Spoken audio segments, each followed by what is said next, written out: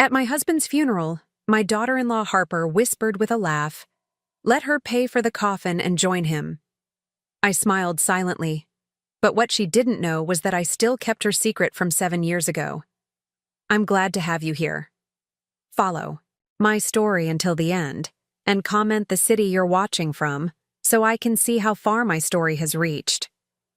The church was filled with a somber quiet, broken only by the occasional sniffle and the minister's steady voice. Rain tapped gently against the stained glass windows, as if George had ordered the weather himself to match the mood. 50 years of marriage ended by a heart attack on our back porch while he drank his morning coffee.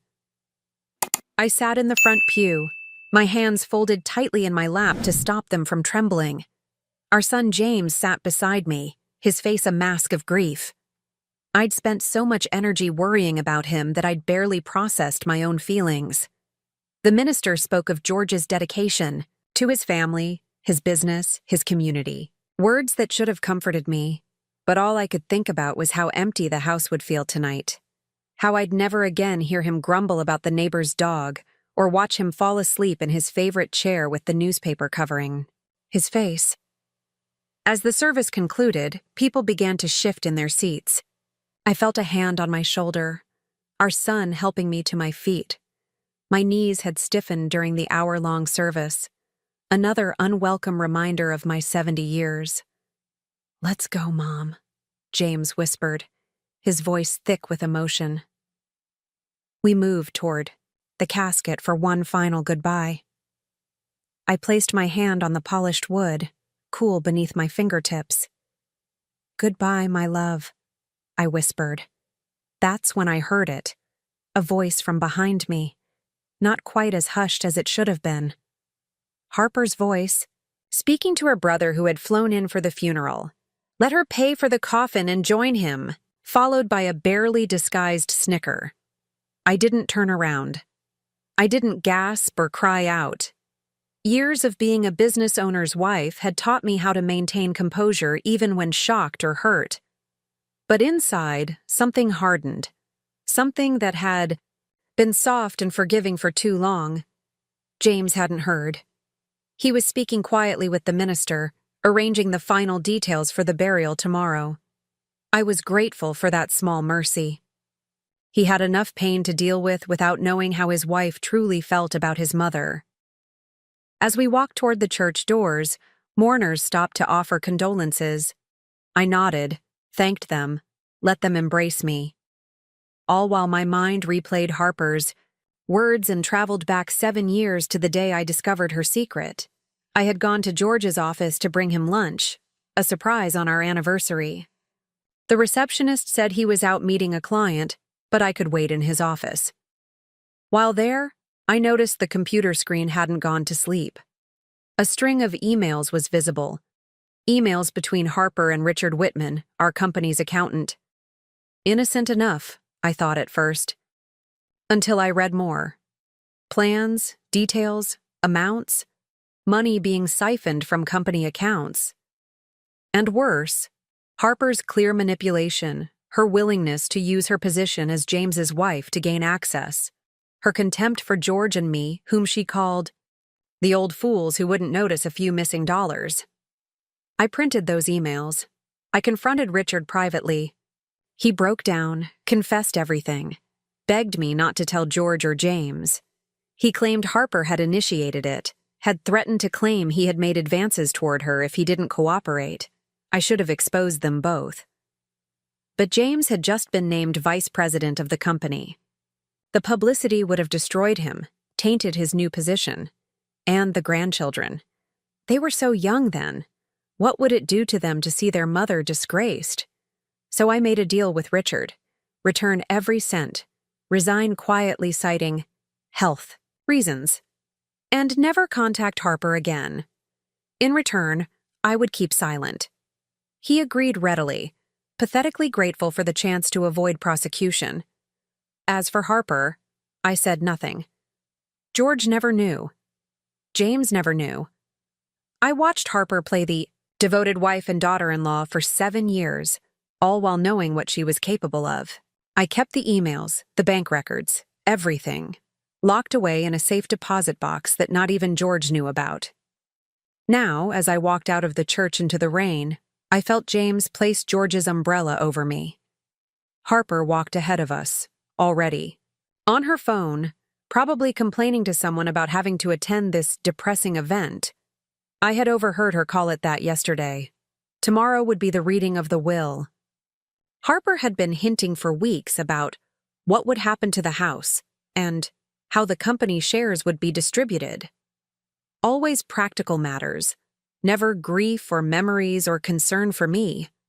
She thought I was just a grieving old woman with no fight left in me. She was wrong. What she didn't know was that George and I had updated our will 6 months ago after his first health scare. What she didn't know was that I still had all the evidence of her betrayal. What she didn't know was that the sweet, accommodating mother-in-law she had manipulated and dismissed for years had finally reached her breaking point. The rain fell harder as we reached the cars. Tomorrow, I thought. Tomorrow everything would change. 7 years earlier, the day had started like any other. I remember it was our 43rd anniversary, and I had prepared George's favorite sandwich, pastrami on rye with that spicy mustard he loved so much. We hadn't made any special plans for the evening yet, and I thought surprising him at lunch might give us a chance to decide together. The office building that housed Holloway Construction stood tall in the business district, a testament to George's 40 years of hard work. The receptionist, Belinda, had been with the company for nearly 20 years and greeted me with a warm smile. "Madison, what a lovely surprise," she said, rising from her desk. "George just stepped out for a meeting with the Westridge developers. He should be back in about an hour." "That's fine, dear. I'll just wait in his office," I replied, lifting the lunch bag. "I brought our anniversary lunch." Belinda's face softened. 43 years, isn't it? That's wonderful. George's office was exactly as I expected, meticulously organized yet lived in. Photos of our family dotted his desk, including a recent one of our grandchildren at the lake house. I set the lunch down and decided to tidy up a bit while waiting. That's when I noticed his computer screen. George always forgot to lock it or shut it down. I moved to do it for him when an email caught my eye. It was from our company accountant, Richard Whitman, to Harper. My daughter-in-law had no official role at the company. Why would the accountant be emailing her? I shouldn't have looked. I'd never been the type to snoop. But something about the subject line, "Re-Next Transfer," made my stomach tighten. The email chain was extensive, dating back nearly 6 months. As I scrolled through, my hands began to shake. Richard and Harper had been systematically moving small amounts of money from company accounts to a separate one, small enough not to raise immediate alarms, but over time, they had taken nearly $200,000. "I'm worried G is starting to notice the discrepancies," Richard had written. "We should pause for a month." Harper's reply chilled me. "The old fools won't figure it out. Jay never looks at those accounts, and G is too busy playing golf with his cronies to check the details. Another $50K and we can stop. I need that investment capital." I felt physically ill. The betrayal was staggering, not just of the company, but of James, of George, of me. We had welcomed Harper into our family with open arms. We had helped them buy their first home, celebrated the birth of their children, included her in every family tradition. And all the while, she'd been stealing from us, mocking us. I printed the emails with shaking hands. Then I checked the accounting files that were accessible from George's computer. The evidence was all there, small discrepancies, carefully hidden but undeniable when you knew what to look for. I left before George returned, the lunch forgotten on his desk. I couldn't face him yet, not with this knowledge burning inside me. Instead, I drove to Richard's small office on the other side of town. He looked up in surprise when I entered, his expression quickly changing to fear when he saw my face. "Mrs. Holloway, don't," I said, placing the emails on his desk. "Just tell me why." He crumbled immediately, tears forming in his eyes. It was her idea. She approached me after the Christmas party last year, said she needed capital for some investment opportunity. She promised it would be temporary, that she'd pay it all back before anyone noticed. And you believed that? My voice was ice. No, he admitted, looking at his hands. But she said if I didn't help her, she'd tell James I had made inappropriate advances toward her at the party, that I'd tried to. You know, she had photos of us talking closely. She said she could make it look like whatever she wanted. I believed him. That manipulation, that calculated cruelty, it fit with the Harper I was now seeing, not the Harper I thought I knew. She'll destroy James if this comes out, I said, more to myself than to Richard. And the grandchildren. I thought of Emma, only 5, and Liam, just turning 8. They adored their mother. This would shatter their world. Please, Mrs. Holloway, Richard begged. I'll do anything. I have savings, I can pay it back. Please don't tell Mr. Holloway. I made my decision then, not to protect Harper, but to protect those I loved most. Return every cent by the end of the month. Resign immediately, citing health concerns. Cut all contact with Harper. If you do these things, I won't go to George or the police. He agreed instantly, pathetically grateful. I left his office with copies of all the evidence, which I later stored in a safe deposit box at a bank across town. I never told George. I couldn't bear to see the pain it would cause him, the doubt it would cast on his relationship with James. Instead, I watched silently as Richard returned the money and left the company. I watched as Harper feigned surprise at his departure, as she continued playing the role of devoted wife and daughter-in-law. For 7 years I carried that secret. Sometimes when Harper would make a cutting remark disguised as concern, "Madison, should you really be handling the Thanksgiving dinner at your age?" I would feel the weight of what I knew press down on me. When she would sigh dramatically about money being tight, even as she wore designer clothes and took luxury vacations, I would think of those emails. But I kept silent. For James. For Emma and Liam. For George, who trusted his son's judgment in choosing a wife. For the sake of family peace. Now, as I stood in my bedroom the night after George's funeral, staring at my reflection in the mirror, I wondered if I had made the right choice.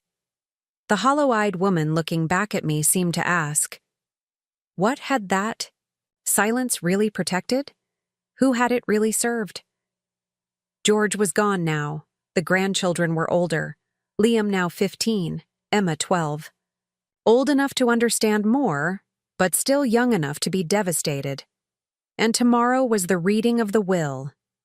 Harper had been circling like a vulture for weeks, making not-so-subtle comments about the house, the company shares, George's investments. Opened my jewelry box and removed a small key. The safe deposit box was still there, waiting. The evidence preserved. Tomorrow, I decided, slipping the key into my purse. Tomorrow, we would see who paid for what. The law office of Bradford and Associates had always intimidated me with its dark wood paneling and the lingering scent of expensive cologne. Today, it felt suffocating. I sat with my back straight, hands folded in my lap, the way George always said a businesswoman should present herself. Yes, even in my grief, I could hear his gentle coaching. You're not just my wife, Madison. You're my partner in everything. Howard Bradford, George's attorney for 30 years, sat behind his massive desk. His silver hair was combed perfectly, not a strand out of place. He'd been at the funeral yesterday, had hugged me with genuine sadness. One of the few people who knew George as I did, the man behind the successful business facade. James sat to my right, his face drawn with fatigue. He hadn't been sleeping well since his father's heart attack. Harper sat beside him, dressed in a black suit that probably cost more than most people's monthly mortgage. She'd done her hair and makeup impeccably, as always, not a hint of genuine grief on her face, just the appropriate mask of somber respect. Thank you all for coming, Howard began, opening a leather folder. As you know, we're here to discuss the last will and testament of George Alexander Holloway. Harper leaned forward slightly, her interest palpable. I'd seen that look before, the carefully concealed eagerness, the calculating gleam in her eye. The same look she'd had at Christmas when eyeing the expensive gifts under the tree. Before I begin, Howard continued, I want to emphasize that George made these decisions with great care and consideration. He revised his will approximately 6 months ago, after his first health scare. I knew this, of course. We had sat in this very office together, discussing every detail. George had been so methodical, so particular about his wishes. It's not about the money, Madison, he had said. It's about legacy, about protection. Harper shifted in her seat. 6 months? Ago? But that seemed so sudden. Was he thinking clearly after his health issues? The implication hung in the air, that I had somehow manipulated a weakened George into changing his will. I kept my expression neutral, though inside, my anger flared. I can assure you, Howard said firmly, George was of sound mind and body. I've known him for decades. He knew exactly what he wanted. Harper fell silent, but her displeasure radiated like heat. Howard continued reading. The initial portions were standard: arrangements for outstanding debts, charitable donations, specific bequests to old friends and loyal employees. Then came the part Harper had been waiting for. Regarding Holloway Construction, Howard read, 51% of shares will remain with Madison Elizabeth Holloway, giving her controlling interest in the company. I heard Harper's sharp intake of breath but kept my eyes on Howard. 25% will go to James George Holloway, with the remaining 24% to be held in trust for his children, Emma and Liam Holloway, accessible upon their 25th birthdays, respectively. What? Harper's voice cut through the room. But James should have controlling interest. He's been working at the company for years. He's the VP. James placed a hand on her arm. Harper, please. Howard cleared his throat. If I may continue. There is more. Harper fell silent, but her face had flushed with anger. I could practically see the calculations happening behind her eyes. Without controlling interest, she couldn't make the major decisions she had likely been planning. She couldn't sell off assets or redirect funds. Regarding the family home and property, Howard continued, it will remain solely in Madison's name during her lifetime. Upon her passing, it will transfer to James, with the stipulation that it cannot be sold outside the family for at least 20 years thereafter. The home, our beautiful colonial with its wraparound porch and the garden I had tended for decades. The place where we had raised James, hosted countless Christmases and Thanksgivings. Harper had been dropping hints for years about how it was too large for just one person, and how they could help me downsize to somewhere more manageable. The vacation home in Cape Cod will follow the same arrangement. Another property Harper had her eye on. I remembered her casual suggestion last summer. You know, Madison, if you ever decided to sell this place, James and I would love to take it off your hands. Give you one less thing to worry about. Howard continued through the rest of the will: personal items, investments, insurance policies. With each bequest that kept assets under my control, Harper's posture grew more rigid, her expression more fixed. When Howard finished, there was a heavy silence in the room. Are there any questions? He asked. Yes, Harper said immediately. This seems very unusual. From what James told me, the original plan was for him to inherit the controlling interest in the company. What changed? My husband's wishes changed, I said quietly, speaking for the first time since the reading began. After 45 years of building that company together, George wanted to ensure it would remain true to our original vision. Together? Harper's voice was sharp with disbelief. You weren't an executive? You were just his wife. James looked shocked. Harper! It's all right, James, I said, meeting Harper's gaze directly. Your father and I built that company from nothing. I kept the books for the first 10 years. I managed the office while he managed the sites. I hosted the dinners that secured our biggest contracts. Yes, together. Howard nodded. George was very clear about Madison's role in the company's success, hence his decision.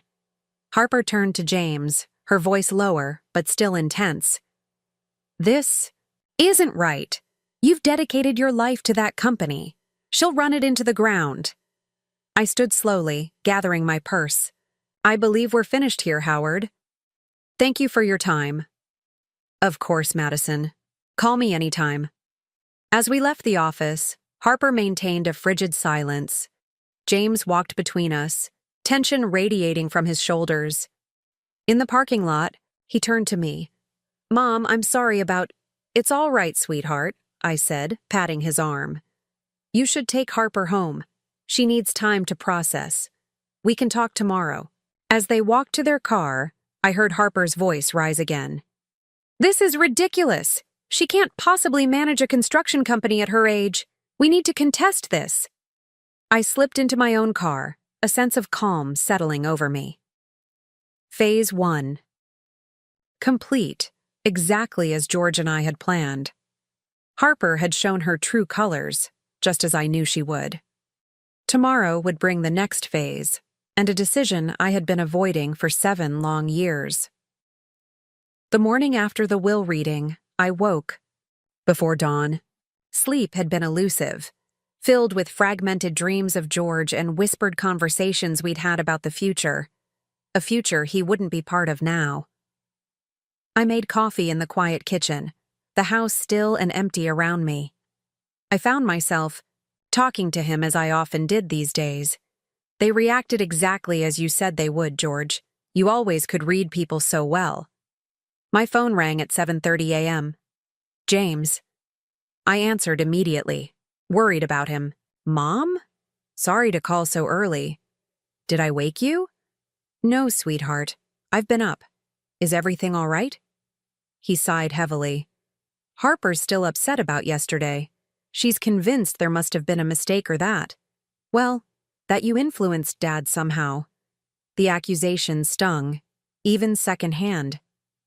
Your father made his own decisions, James. He always did. I know that, Mom. I'm not questioning it. I just wanted to apologize for yesterday, for how Harper behaved. You don't need to apologize for her. A pause. She wants to contest. The will. I had expected this. That's her right, of course.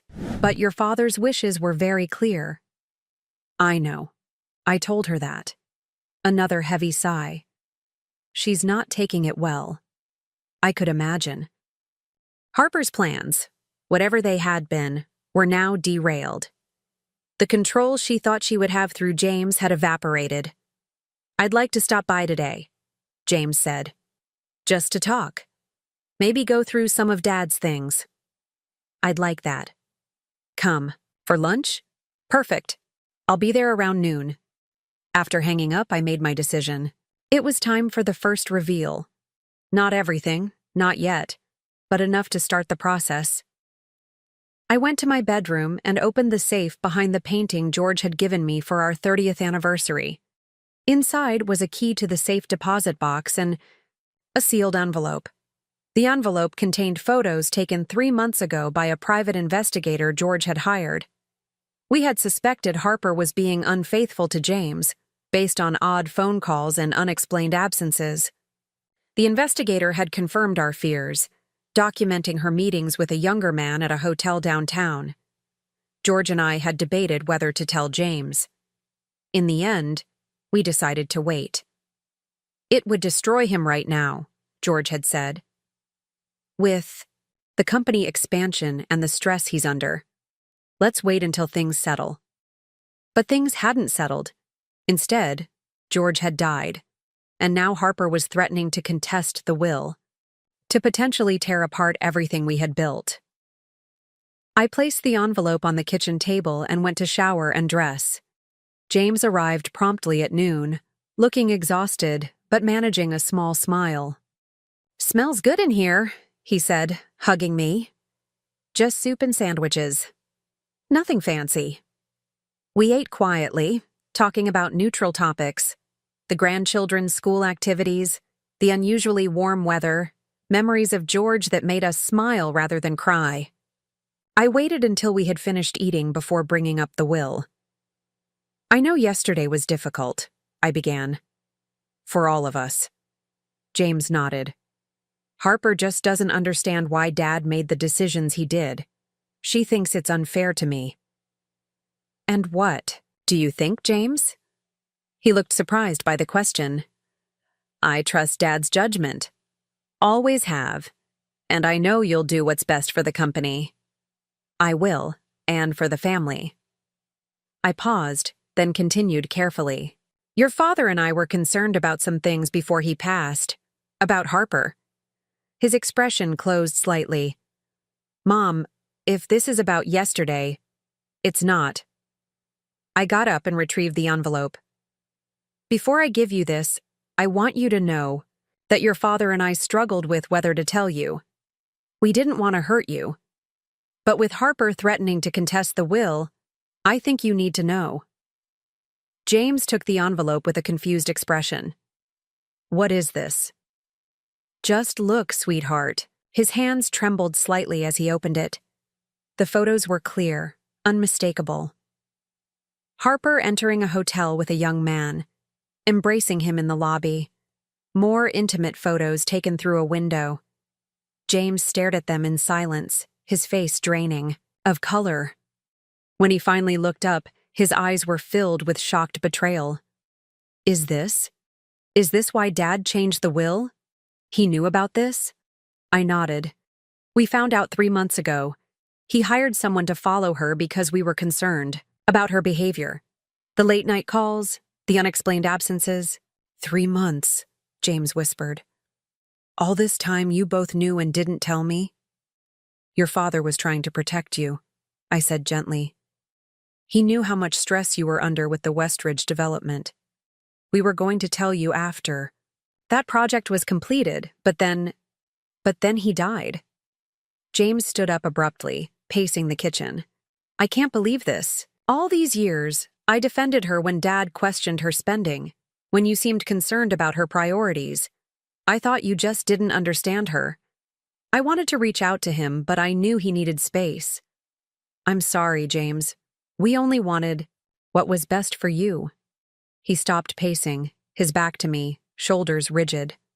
"The man in these photos, do you know who he is?" "No." The investigator didn't identify him. James turned back to me, his expression hardened in a way I'd never seen before. "Is there more that I don't know?" This was the moment, the crossroads I'd been dreading. I could tell him everything now. About the embezzlement 7 years ago.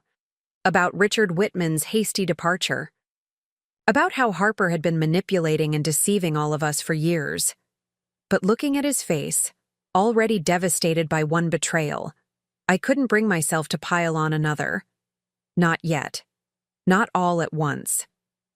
"Your father wanted to protect the company and our family legacy," I said instead. "That's why he structured the will the way he did. He was concerned about Harper's influence and priorities." James nodded slowly, gathering the photos and placing them back in the envelope. "I need to think. I need to process this." "Of course. Take whatever time you need." He hugged me before leaving, holding on tighter and longer than usual. "Thank you for telling me, Mom, for being honest with me." As I watched him drive away, guilt gnawed at me. I hadn't been completely honest. I had revealed one truth while concealing another. But this was just the beginning, the first step in a process that would either heal our family or tear it apart completely. Harper wouldn't go quietly. Of that, I was certain. She had too much to lose now, not just the financial security she craved, but her marriage, her reputation. That night, I received a text from James. Confronted Harper. She denied it at first, then admitted everything when I showed her the photos. "Staying at a hotel tonight. Need space. Love you.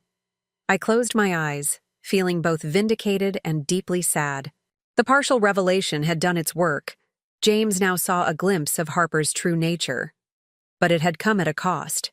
My son was in pain, and there was still more pain to come. Tomorrow would bring the inevitable, Harper's response. And I needed to be ready for it. 3 days passed like a held breath. James stayed at a hotel, texting occasionally to let me know he was all right but needed time. I respected his space, though every maternal instinct urged me to go to him, to comfort him, as I had when he was a child with skinned knees and hurt feelings. But this pain was different, deeper, the kind that reshapes a person. I spent those days at George's desk in the study, reviewing company files, preparing for the board meeting scheduled for the following week. The first meeting where I would officially take George's place as majority shareholder. I found comfort in the familiar numbers, in the projects he had been so passionate about. It was there, surrounded by George's things, that I heard the front door slam open. Hard footsteps across the foyer, heading straight for the study. I didn't need to look up to know who it was. How dare you? Harper's voice trembled with rage. She stood in the doorway, her normally perfect appearance showing signs of strain. Hair pulled back hastily, minimal makeup, dark circles under her eyes. I closed the folder I had been reviewing. I assume James showed you the photos. You manipulative witch. She stepped further into the room. You've been planning this, haven't you? Waiting for George to die so you could destroy my marriage. I didn't take those photos, Harper. You created that situation all on your own. She laughed bitterly. Don't act innocent. You and George never approved of me. You've been looking for ways to turn James against me from day one.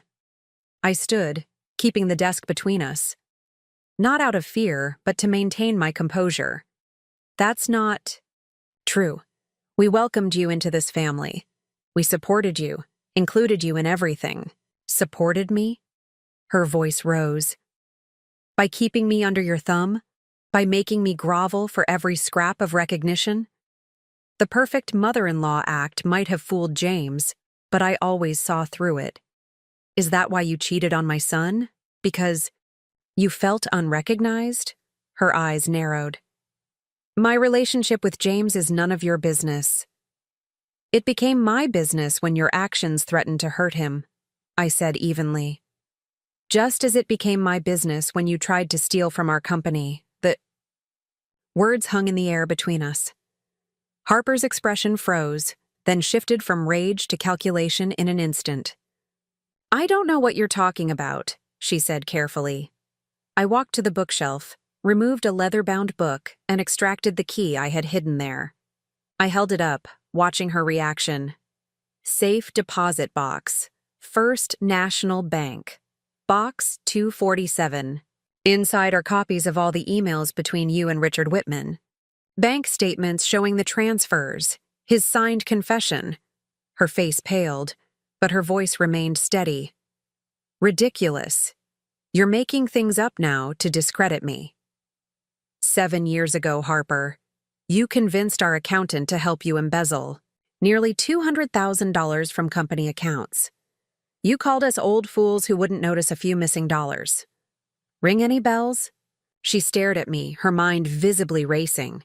Then her posture changed, a hint of smugness returning. If you had actual evidence, you would have gone to the police 7 years ago. You would have told James. You would have told George. I protected my family. I protected my son from knowing the woman he married was a thief. I protected my grandchildren from the public scandal of their mother's arrest. And yes, I protected George from the pain of that betrayal. How noble, she sneered, but also convenient, because now there's no one to verify your story. George is dead. Richard is gone. It's just your word against mine.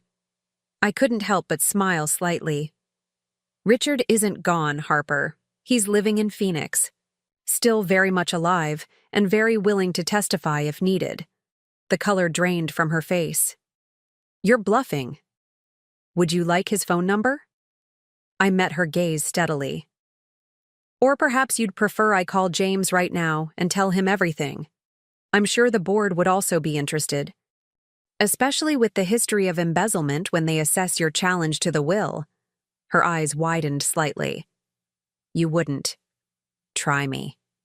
We stood in tense silence, each measuring the other's resolve. Finally, Harper spoke, her voice low and dangerous. What do you want? I want you to drop any plans to contest the will. I want you to stop poisoning my son against me. I want you to start behaving like a member of this family instead of a predator circling it. She laughed, but it sounded hollow. And if I do all that, you'll keep your mouth shut about these supposed emails, these alleged transfers? Not alleged. Harper. Real. Documented. Provable. And yes, if you change your behavior, I'll consider maintaining my silence. Consider. She spat the word. So no guarantees. I do what you want, and you still might tell James anyway. I haven't decided yet, I admitted. That depends on you. You're blackmailing me. I'm giving you a chance. More than you deserve. She began pacing, her mind clearly working through scenarios, calculating odds, weighing options. I had seen that same expression when she watched James and George discuss business matters, always assessing, always looking for an angle. James won't believe you, she said finally. We've been married for 15 years. I'm the mother of his children. He loves me. Yes, he does, which is why this will devastate him. But he'll believe the evidence, Harper. The emails in your own words, the bank statements, Richard's testimony. She stopped pacing, turning to face me fully. You've hated me from the beginning. No. I wanted to love you. I tried to love you. For James's sake. For my grandchildren. But you made that impossible. Her eyes narrowed. This isn't over. That's up to you. We stood there, two women with decades between us but equally matched in determination. I saw something shift in her expression. A recognition, perhaps, that she had underestimated me all these years.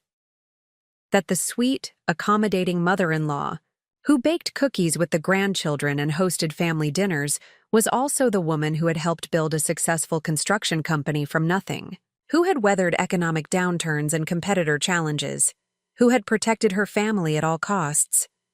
I need to think, she said finally. Take your time, but not too much. The board meeting is Monday. She left without another word, her departure as abrupt as her arrival. I sank back into George's chair, my hands trembling slightly now that the confrontation was over. I hadn't planned to reveal what I knew about the embezzlement, not yet. But Harper had forced my hand. Now a new clock was ticking. She would either concede or escalate, and I needed to be prepared for either outcome. I picked up my phone and dialed a number I hadn't used in years. It rang 3 times before a hesitant voice answered. Hello? Richard? It's Madison Holloway. I think we need to talk. The Sunday before the board meeting, James called to ask if he could bring the children over. They miss you, he said, his voice weary. And I could use the company too. It had been nearly a week since he'd confronted Harper about the affair. 5 days since Harper had stormed into my study, threatening and then bargaining. 3 days since my conversation with Richard Whitman, who had readily agreed to provide a sworn statement about the embezzlement if necessary. I hadn't heard from Harper directly, but James had mentioned she was staying with her sister. She says she wants to work things out, he'd told me yesterday, uncertainty clouding his voice. Says the affair was a mistake, that she wants another chance. I had said nothing. This was his decision to make, though every maternal instinct wanted, to protect him from more pain. I spent the morning baking, chocolate chip cookies for Liam, snickerdoodles for Emma. The familiar rhythm of measuring, mixing, and timing helped calm my nerves. By noon, the house smelled of sugar and spice, a welcome change from the lingering scent of funeral flowers that had permeated everything for days. The doorbell rang at 1 o'clock. I opened it to find James standing there with Liam and Emma, both looking subdued but brightening when they saw me. "Grandma!" Emma rushed forward, wrapping her arms around my waist. At 12, she was at that in-between stage, sometimes a child, sometimes trying so hard to be grown up. Today, she was my little girl again. Liam followed more slowly. At 15, he was already taller than me, his features settling into a man's, but with George's kind eyes. He hugged me awkwardly but sincerely. "I made your favorites," I told them, leading the way to the kitchen. "And I thought maybe we could go through Grandpa's photo albums later. Find some good pictures for the memorial board at the company." "Cool," Liam said, already reaching for a cookie. "Dad says you're the boss now." I glanced at James, who gave me a small smile. "I told them about the will," he explained. They had questions. "Not the boss," I clarified, pouring milk for the children. "Just the majority shareholder. Your dad is still the vice president and runs the day-to-day operations." Emma looked thoughtful. "Is that why Mom's so mad? Because she wanted Dad to be in charge?" James and I exchanged a glance. "It's complicated, sweetie," I said carefully. "Mom says you and Grandpa never respected her," Emma continued, her blunt honesty painful to hear. "She says you always treated her like an outsider." "Emma," James warned softly. "It's all right," I told him, then turned to my granddaughter. "Your mother and I have had our differences, but I've always wanted this family to be whole and happy." Then, "Why is Mom staying at Aunt Cynthia's?" Emma pressed. "Why won't Dad talk to her?" James looked uncomfortable. "Em, we've discussed this. Mom and I need some time apart to figure things out." "Because she cheated," Liam said flatly. "Because she lied." Emma's face flushed. "She said she was sorry. She said it was just once and it didn't mean anything." The tension in the room thickened. I stepped in, keeping my voice gentle but firm. "Your parents need to work through some adult problems. It's not for us to judge or take sides. What's important is that you both know how much you're loved. By your mom, by your dad, by me." Emma looked down at her cookie, breaking it into small pieces. "I just want everything to go back to normal." "I know, sweetheart," I said, reaching across to squeeze her hand. "Sometimes that's not possible, but we find a new normal. One step at a time." The rest of the afternoon passed more peacefully. We looked through photo albums, the children laughing at pictures of their father as a boy, at George's 1970s sideburns, at my outdated hairstyles. We selected photos for the memorial. George breaking ground on his first major project. George and James at the company's 25th anniversary party. George with his arm around me at the opening of the new headquarters building. The doorbell rang. Just as we were finishing dinner. James frowned. "Are you expecting someone, Mom?" "No," I said, rising from the table. "I'll see who it is." I opened the front door to find Harper standing there, her posture rigid, her expression unreadable. She wore a simple black dress, her hair pulled back neatly, her makeup subtle. She looked like she was attending a business meeting rather than stopping by her mother-in-law's house. "Harper," I said, neither welcoming nor dismissing. "Madison." She took a deep breath. "I need to speak with you and James, together." I hesitated, then stepped back to allow her in. "We're just finishing dinner. The children are here." Something flickered across her face. Relief? Apprehension? Good. They should be part of this too. James appeared in the hallway behind me, his body tensing when he saw Harper. "What are you doing here?" "I need to talk to you," she said. "All of you."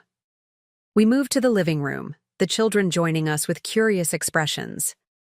Emma sat close to her mother on the sofa, while Liam chose a chair slightly apart from everyone, his posture guarded.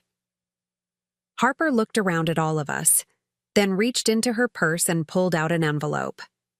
I came to give you this, she said, handing it to James. He opened it cautiously, scanning the contents. His brow furrowed. What is this? A confession, Harper said quietly. And an apology. I've withdrawn my challenge to the will. I've resigned from the Charitable Foundation Board. And, her voice faltered slightly, I've arranged to pay back the money I took from the company 7 years ago, with interest. James looked up sharply. What money? Harper glanced at me, then back to James. I convinced Richard Whitman to help me embezzle funds from the company accounts, almost $200,000. The room fell into stunned silence. Emma's eyes widened in shock. Liam's jaw clenched in a way that reminded me painfully of George. Mom? James turned to me. Did you know about this? I nodded slowly. Yes. I discovered it 7 years ago. I confronted Richard and made him return the money. He resigned. I kept it from you and your father to protect the family. James stared at the paper in his hand, then at Harper. All this time. Why are you admitting this now? Harper straightened her shoulders. Because I want to. Try to make things right. Because our children deserve better. Because. She looked directly at me. Because your mother gave me a chance I didn't deserve. And I've spent 7 years proving I wasn't worthy of it. I watched her carefully, searching for any hint of manipulation or deceit. But all I saw was exhaustion, and perhaps a glimmer of genuine remorse. I'm not asking for forgiveness, Harper continued. I don't expect it. But I wanted you all to know that I understand what I've done. To this family, to the company, to all of you.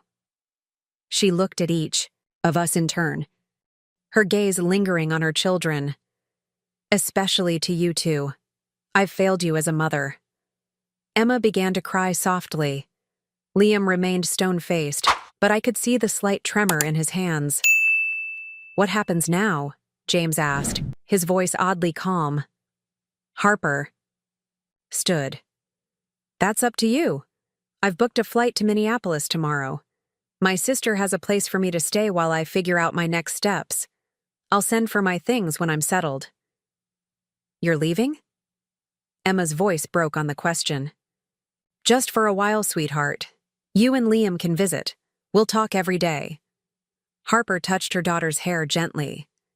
This isn't about abandoning you. It's about giving everyone space to heal. James stood as well. The kids and I should head home. It's getting late. Harper nodded, clearly understanding she wasn't included in that home anymore. She hugged both children, whispering something to each of them that I couldn't hear, then stepped back, composing herself. I'll walk you all out, I said. At the door, Harper paused. Madison, we'll talk, I said quietly. Not today, but soon. She nodded, a mix of emotions crossing her face.